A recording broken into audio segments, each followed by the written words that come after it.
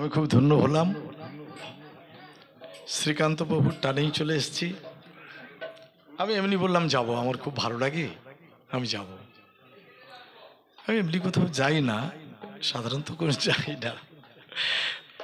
আমার শ্রীকান্ত প্রভুর টানে এসেছিলাম বলতে গোপীনাথজির প্রভুর কণ্ঠে আমি খুব সুন্দর হরিকথা ভাগবত কথা শুনলাম, আর অনেক কৃপা পাবো, এইটুকু আমারও আশা বা ইচ্ছা।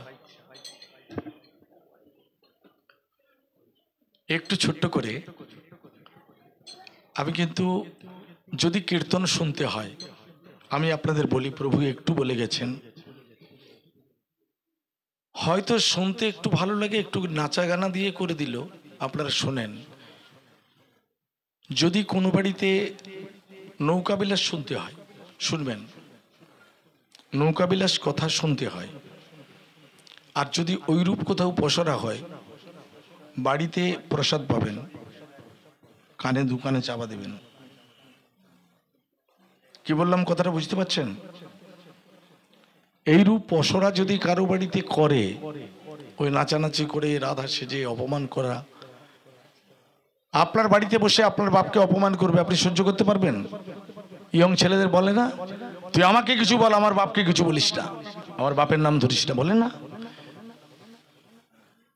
কি কলঞ্চি না ভগবানের নামে বলে।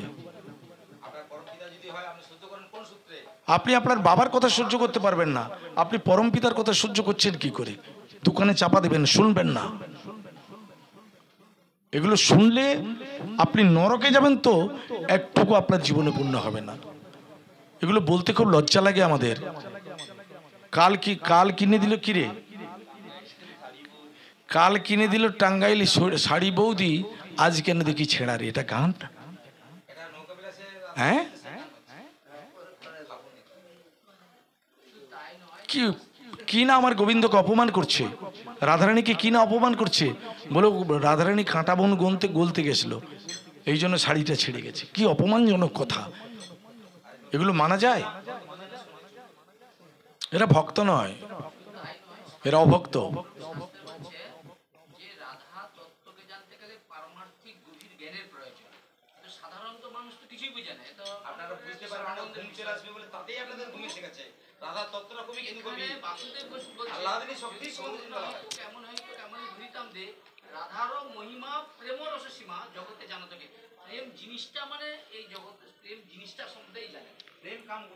আর প্রেমের দ্বারাই সব জয় করে যায়। প্রেম প্রেম এবং ভক্তি এগুলো আলাদা জিনিস।